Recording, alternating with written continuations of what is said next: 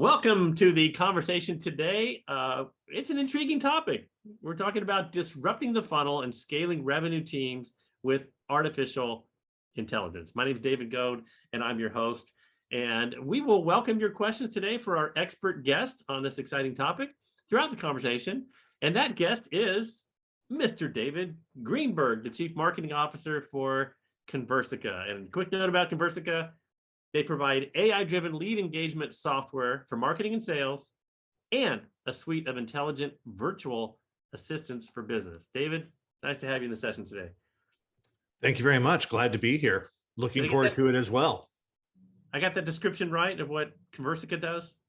Yes, you did. You got it correct. We have a number of digital assistants that help drive and deliver revenue to revenue teams across marketing, sales, and customer success as well. Cool. We're going to learn more about that in just a few minutes. I want to start with big picture first. Let's talk about change. The last, 10, 15 years have been such rapid change. Digital has changed everything in marketing and sales. So what do you see as the key drivers of the change? Well, I think if you think about the big digital transformation that probably everybody has been feeling and seeing for the last, we'll call 10 to 15 years, I think one of the most important things that has changed is buyer behavior. Buyer behavior, because information is so readily available, has really changed in terms of how they engage and want to engage with businesses. And because of that, experience has become really critical for businesses. I think I've read recently that customer experience became more important than the product itself a couple of years ago in terms of what buyers consider when they're looking to buy products. And I've heard numbers as high as like 75% of the buying journey is done before they ever call a salesperson. Is that true? No, that's exactly right. Back in the old days, marketing was really about trying to find leads, and then they would just throw them over a wall at sales. And then along came marketing automation 15, 20 years ago. And suddenly you had sort of a data-driven way to drive scoring based on their behavior and what pages they visited. And that became known as like an MQL and an industry standard. But since that creation of that, you have customers who are out there looking and can pretty much find all the information, hear about the reputation of your brand, touch their peers, read review sites before they even spend 1 second talking to you. So that's a massive transformation that's happened, and very different, especially in B2B businesses as well, more than anything. Yeah, and I know we have both marketing professionals, sales professionals, people in ops attending this webinar. We looked at the titles before we came in, but we're coming at this a little bit from the marketing perspective. But marketing and sales have two different approaches. Marketing focuses on that experience you talked about, but sales is like, hey man, I don't have time, right? You can't throw it over the fence and expect sales to do everything.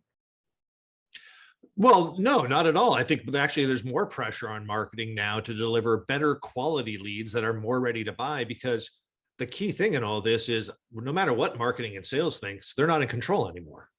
The buyer's in control. So it's a very different paradigm on where we want handoffs. And, sometimes we can ask the requests, but reality is you can't control it anymore. So it's actually more important for the teams to be side by side. And I actually think I see a shift around experience on the sales side too. I don't think only marketing thinks about experience or only sales. I think revenue teams have been forming together more unified than ever to focus on experience. And one other thing I just wanted to bring up, which I think is a really important point, is marketing's role has changed. There was a period where marketing's job was just to get a name on a form. Now you start seeing customer lifecycle marketing, full revenue lifecycle marketing. You see marketing just much more involved in the full customer lifecycle because of the requirement of experience. And how important that is, because that's actually what sets your brand apart, and why they would choose you over the 500 other options that are probably at their fingertips. Right. And so let's talk about that. So revenue teams not necessarily always meeting the expectations of the new buyer, their expectations. Why is that? Why can't you just ramp up a sales team and qualify these? Or what are some of the barriers to being able to meet the expectations of the new buyer? Well, I think one of them has definitely been resources, I think, to deliver that one-to-one personalized experience that the new buyer is expecting more and more, especially as new generations come into the workforce and become the primary decision makers. I think that's become that's become critical. The other thing I thought that was really interesting, just like I was before this presentation or before I jumped onto this, I was looking at a number of statistics. And one of them that was really interesting that popped out to me was 90. Remember, I was talking about the tipping point earlier. 96%. I just had to look it up real quick. Of buyers believe customer experience is more important than product. So that's really incredible. So when you think about how you deliver an experience, you got to deliver an experience at scale. And I think one of the main inhibitors has been thinking of my one-to-one engagements have to be done by people all the time. That's how Conversica was born in a lot of ways. How do we deliver this really interesting one-to-one multi-turn experience and have a conversation in real time and deliver what they want when they want it in a way that's possible, where before it was very limited by thinking people only. And I would also say that one of the things that we've really believe in as well, and we're starting to see, is like that actually up levels the game for sales organizations and SDR organizations, because they get to focus more on the quality. They get to focus more on the movements rather than doing all of the early prospecting experience motions that are required, and we all know is needed to get someone to pay attention to you. Right. Now, you and I were talking before the call about this gap. We were looking at funnels, and you said there's new gaps created, buckets of leads that are hard to address. Can you talk about that a little bit? What is this gap? Yeah. We believe that there is something called the conversation gap that is in most businesses. And in a lot of ways, our mission is to close that. And what do I mean by that? And I actually think I had provided maybe a slide we could pull up and just to sort of demonstrate the equation and make it really simple. But one of the ideas here is that the conversation gap, just put really simply, is the total volume of conversations you could be having throughout the entire funnel, not just when they want to talk to sales, because there's an experience that needs to happen when they're looking for customer testimonials, when they're trying to be educated on the space that can be delivered. So there's this whole volume of potential conversations against your current total capacity. And as I said before, I think this capacity, the biggest limiter, has been thinking of it as people only. And so, and that is your conversation gap. And, I can tell you firsthand, we see millions and millions of pipeline and revenue coming in for companies that can be closing that gap as much as possible and optimizing their business in a new way. Yeah, because you could hire and try to ramp up a BDR team. You can outsource people to smile and dial, but that's just not as practical or harder to do now. Well, of course, it doesn't scale. I think companies are designed to be and want to be designed to be as efficient as possible. But I also think it's the breakthrough of this very critical body of work, early engagement, two-way conversation that was never couldn't be done with people, now can be done with solutions like ours, allowing leads even very high in the funnel to have that personalized two-way exchange, which gives them a great experience. And it also helps deliver the information they need immediately, rather than it going through a person who then 2 days later gets to the email and has to reply back. That's frankly kind of slow and clunky if you think about the digital transformation. So I think this is going hand in hand with the digital transformation. But I think the more important message for me on all of this is that gap is real revenue to your business. Mm-hmm. And if you can close that gap, you're going to produce more conversation qualified leads, you're going to produce more pipeline, you're going to produce more revenue ultimately. All right, so I'm going to just representing those in the audience who may not have dug into this yet. What is it exactly that you're doing? Talk about this conversation qualified gap, and what solutions are you offering here that are different than before? Right. So in the spirit of this whole topic around disrupting the funnel, I think the funnel has been stuck in the same paradigm for 15, 20 years, where there has been leads. These are names that you get through a form or a campaign or an event. In many ways they can come in, and then they either raise their hand early, like they're in an active buying cycle, but the vast majority, and when I mean my experience, 98% plus, aren't there yet. But obviously, if you're a smart marketer, you want to be engaged with them. You want to show your best brand to them, so that when they're in a buying cycle, the time comes, or if you need to convince them, they think of you first as in the consideration set. So that's super critical. But then you deliver this thing called an MQL, which is kind of a scored lead, and industry best practices are that's anywhere from 8 to 12%. So that still means, as a marketing organization who's trying to run a funnel, you're failing 88% of the time if you're doing it the best. So, and it's a lot better than 1 or 2%, as I mentioned before. It's whatever that is, 7x better. But you still have to have traditional humans that pick up an SDR and try to qualify them. And so what we're doing is putting a step in between marketing qualified lead and a sales qualified lead, which is the traditional, especially in a B2B world. I mean, where they have set up a meeting and criteria has been met.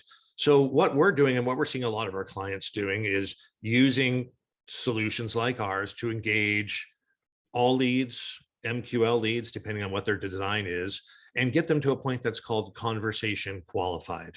And I think I have a definition that we might be able to share with the audience here on this. Thank you for bringing that up.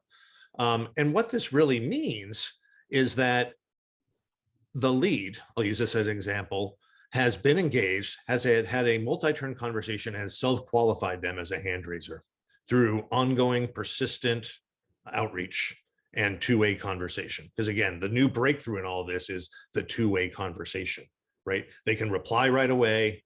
Our digital AI digital assistants can reply back, understand what intent is, reply back almost immediately to make sure that the best experience is provided.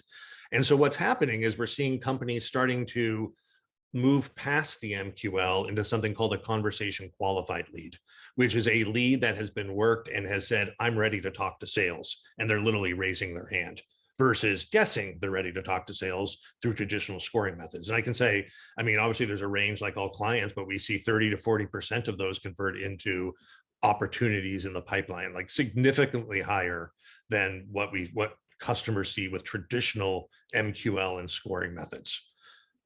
Okay, Dave, I got to stop you right there. I want to make sure I'm clear on this. So I'm a potential buyer. I've done my homework. You know, I'm ready to engage with the company, and I send a chat message in, and it feels like I'm talking to a person. Well, absolutely. It's meant to be a human-like experience that delivers you the best information you can in the tonality, language, space you're in. So it's not just simple. The other thing too is this isn't Chatbot at all. Like that's the way we think about that. And by the way, that's a very important part of the life cycle when somebody visits your website. And if they want to engage and get information right away, like that is very important. It should be part of a mix, but it is a one single point across the whole revenue cycle. What we've just been talking about is new prospect, a qualified lead. Then they get into a pipeline. How do you keep them engaged while they're an active deal without drowning the sales team? And then when they move into a customer, how do you stay engaged in driving product adoption, making sure that they feel like they're being touched, making sure that, you know, normal quarterly business reviews are set up.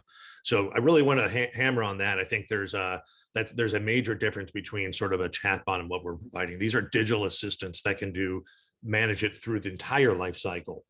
And yes, it is meant to be a human-like experience, so that and our business and companies are proud to be delivering the two-way interaction in real time that they want.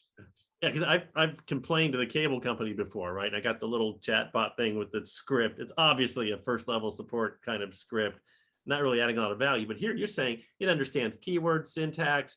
It thinks it knows where the conversation's going. It actually can lead like a BDR would, but in an automated fashion. And that is fascinating. I encourage everyone who's listening today, hopefully, to try this out afterwards. By the way, if you have any questions for David, please post them in the chat or the Q&A, and we'll be getting to as many of those as we can before the end of the conversation here. But David, this is amazing. So now I'm wondering, okay, if I use a solution like that, I have to set it up to kind of know my scripts and my process and whatever products, services that I'm selling. So what's that ramp up experience like Yeah, no, absolutely. I mean, there's a couple parts to this. One is often we get most of our customers are up in 2 to 4 weeks and getting value right away. That's one. So getting it onboarded is not hard. One of the things that's very unique to Conversica, sorry, I got to brag a little bit on this one, is that um, uh, we have, we've been in this industry for a long time. And so all of the, the decade plus conversations that we have been executing across multiple industries gets better over time. Our engine learns what's better. We have ways for it to learn whether it was successful and to replicate it. And that's shared across all of our conversations. So you're not walking into this with like, I have to create a conversation from scratch. You can, of course, tailor it and do that if you want, but we also know what works. So you're coming into a set conversation that has proven out across billions of interactions, which is really powerful. And that's one of the reasons we can get up to value very quickly. The second part of that, David, is yes, we have a mix. We have clients who are further along the adoption cycle and have put this as a standard channel in their business like they would with website, and they have a dedicated person on this. And then there are companies who are newer on this where we actually have services to help deploy it and keep it maintained and optimize it as you learn from the data. Yeah, you probably got a lot of big data with all their customers out there beating on this and making it better and better. So you're telling me I may have already talked to a virtual assistant in private messaging and LinkedIn and not even known it. That could be possible. Sure. Absolutely. I mean, in fact, I would bet in today's world, you probably have, and most people have. Well, it's scary, but cool. Not really scary, because actually, if I'm a customer, I'm getting served faster. Respond. I mean, virtual assistant doesn't sleep, eat, require benefits. So in terms of scaling up, introducing this into the mix with your other human teams, everything sounds like an interesting idea. Yeah. Awesome. Talk about your customers a little bit more. You mentioned an ROI, one stat before. What other kind of ROI are they seeing? And how's this maybe compared to email marketing in terms of results? Yeah, I mean, so I think when you start talking about ROI, there's a lot of ways to look at it. And I think it's sort of a little bit of a personal thing with business, but maybe I'll start sort of tactically and work my way up more strategically around how we look at it. One thing that's been major different is I'll start with email, because you can't get more tactical than email. I think most people, I know there's a lot of marketers on this call, like, depending on who you're targeting, cold emails have a click-through rate of under 1%. And if you're emailing your customer base, like active customer base, you'll get a click-through rate of, 10 to 20%, depending on what it is. But overall, when you're especially higher funnel, it's extremely low. It's 1 to 2%. You're successful if you're over 2%. So from one thing that's very different, and it shows the appetite of the market, because remember how we talked in the beginning, how buyers have changed, like their expectation of you're going to know me, you're going to have a personalized conversation, you're going to get back to me promptly, is so pervasive in the market that we see somewhere between 20 and 40% engagement rate with our exchanges. And engagement rate isn't click-through here. This is conversation. So think about this untapped market out there, these leads sitting in your silo somewhere that you have, you then apply this new technology and marketing tool against that to engage with them. And 20 to 40% of them start having a conversation. Pretty amazing. Untapped. It's sort of like a negative of a funnel in terms of areas that, at least as a marketer, I'm a marketer, so I can say it, have not been able to get to in the past. And now you can get to them in the way they want to interact. Real time, give me the information, understand me, know me, make sure and get back to me quickly with real information that's valuable, because otherwise I can just go to G2 and read a review or anything else. Yeah, nice. So that's a tactical kind of just like metric I would give, and that's not ROI though. Okay. ROI is like level one is how much pipeline am I creating? Like for every dollar I'm spending on this, how much pipeline am I creating?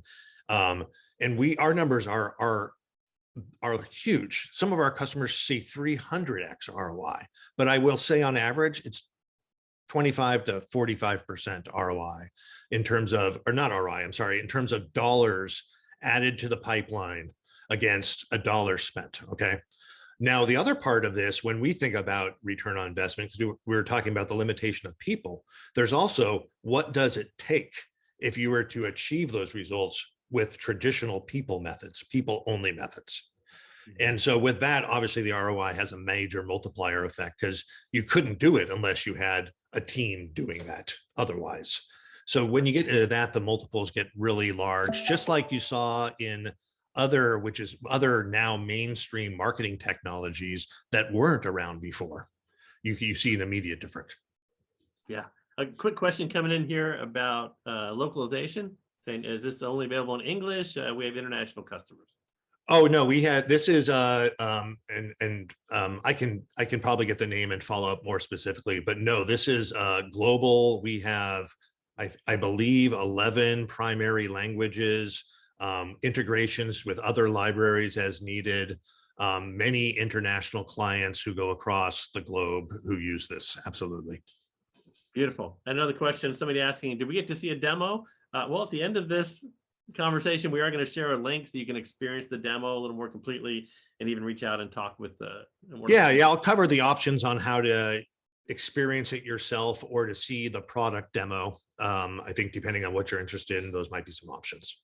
Excellent. So I'm going to come back to the funnel. We talked about, this AI assistant maybe helping in different parts of the funnel. Can you elaborate on that a little bit? Yeah.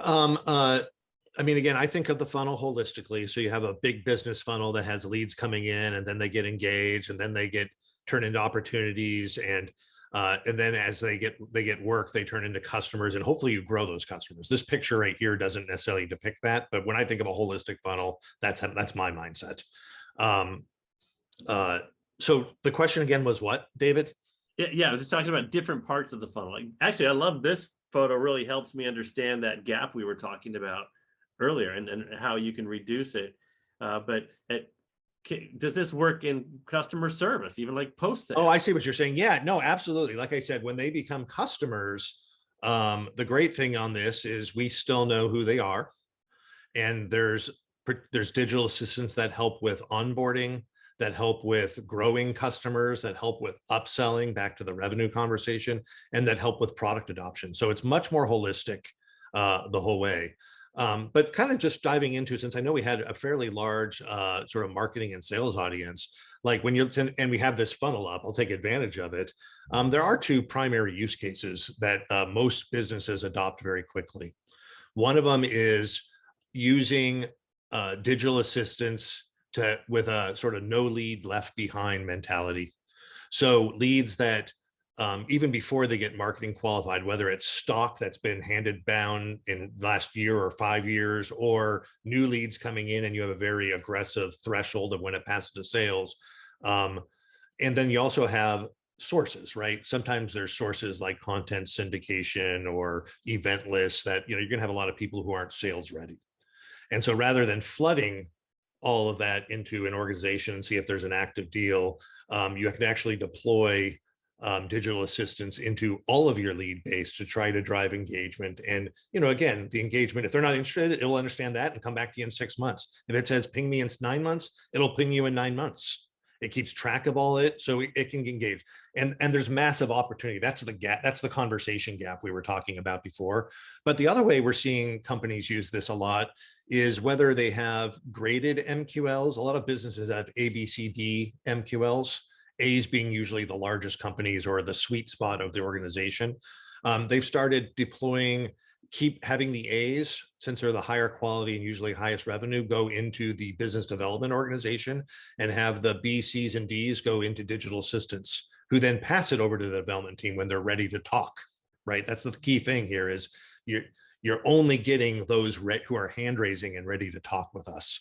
So those are the primary two use cases. And obviously there's a whole segmentation layer and, events and other ways that it gets used. But when you really step back, those are the two powerful ways. I kind of look at it as like the new way to nurture. That's where I think it's going. The idea of just getting one email and having it be a one way, and and sometimes it's great to get a webinar invite, don't get me wrong, but the whole idea of like you're just sending me like a white paper with a link, and I know when I click on it, that's like the old way, clunky. The new way is let them say they're ready to engage with you, then engage. And that's what we're driving towards. My hand is up. Yeah. So anywhere a company needs to answer questions, nurture relationships. By the way, if you are posting questions, I see Alice, our silent panelist, is answering some questions in text. I'm going to verbalize this one out loud because I think it's pretty interesting.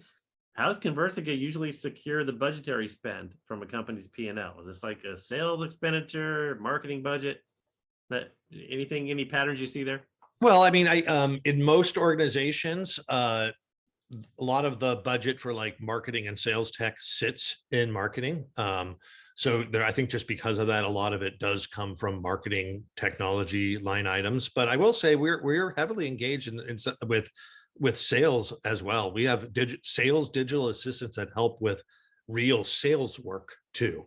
And some of our biggest, most successful clients with the biggest ROIs are we're driven through the sales organization. Like, I need a better way to do outreach. I need a way where I can scale engagement with my prospects. I have an account-based marketing. Nothing is more exhausting than cold calling 20 people in an organization because some platform tells you they're in buying mode. Like, it's demoralizing. So there's another aspect of this but yet critical, because otherwise, how do you ever make the one of the whatever 10 steps before they bother replying or engaging with you? So it's got to be done. It's necessary, but for people to do it, it's demoralizing and very low percentage. So now there's a better way. That's kind of what it's all about. Nice. All right, we're just down to a few minutes left here. Great questions coming in. Just keeping it real.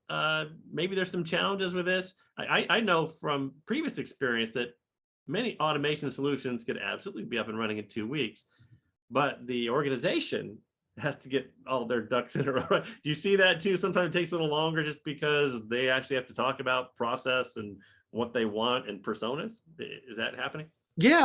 I mean, I think there's the natural conversation that must take place around how does this fit into my operations? It's new. It's a new breakthrough that companies are realizing. So there's definitely some work on, but I will say the marketing mindset typically is job one is growing the funnel. And we'll do whatever it takes to grow the funnel. So, but that being said, the barrier is pretty low. We personally have options to help customers onboard that. And obviously we have a wealth of expertise and team that's there to support everyone the whole time.